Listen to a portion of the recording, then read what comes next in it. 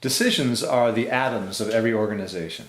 Every business transaction, every new product launch, every new service offered, every process made more efficient and reliable is a result of hundreds, if not thousands, of decisions. To build high levels of trust, teamwork, and innovation, people need to know their decision-making roles and responsibilities. For leaders who are trying to operate at light speed, this means focusing energy in areas where difficult conversations often need to occur.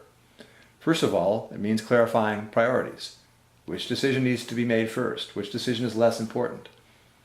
It also means clarifying for people their decision-making roles, which sometimes translates into people having less responsibility than they think they have. The manager of a large hospital division asked me to lunch one day and said, I need help learning how to be a better leader.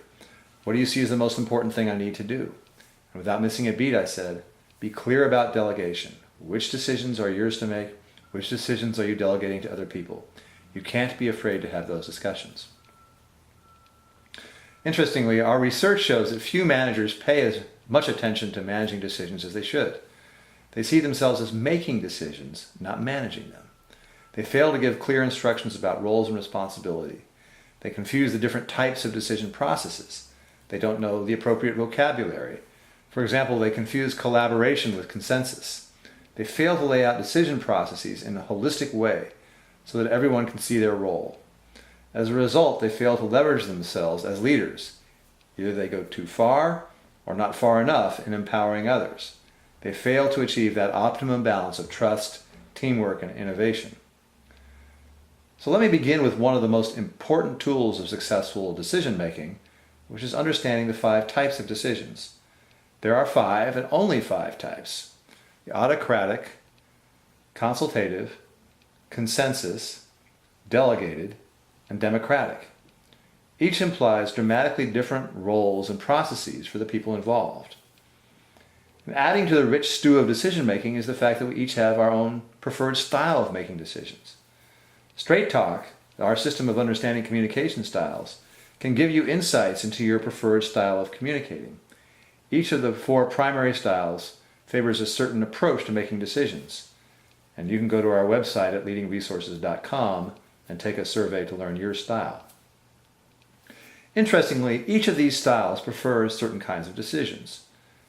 Directors, as we call them, like decisions that focus on big strategic issues. Thinkers like to solve tough problems. Expressors like decisions that call for lots of brainstorming and interaction with other people. And harmonizers like decisions that focus on helping people work together better. An understanding of styles can help you form effective groups and teams.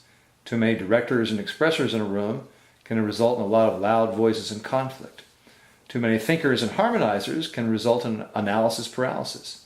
As in anything, the art lies in finding the proper mix and balance. Appreciating your style is a key to becoming a better leader. One leader we coached overwhelmed people with too much detail. He was a thinker. It wasn't until he heard direct feedback from other people that he gained control of his behavior. During one of my workshops on decision making, a CEO asked me, "Don't you have some simple formula for flawless decision making, even for making the toughest decisions?" I thought about it, and then I wrote down these three things on a flip chart.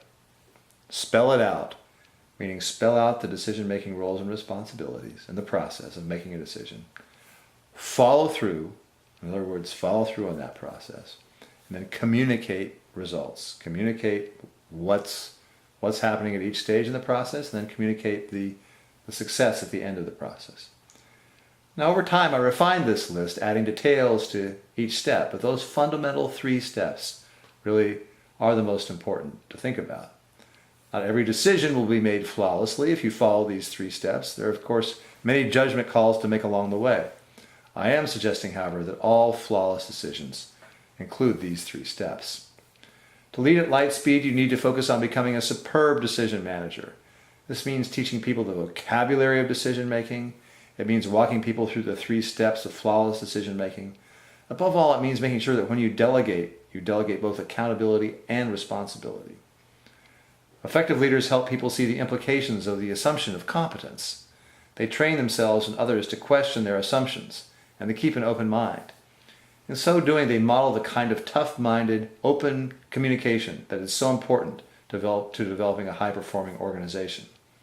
When faced with tough right versus right decisions, effective leaders see themselves as stewards.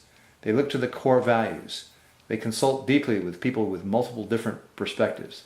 They reach a moment of resolve, they communicate the decision, and they move on.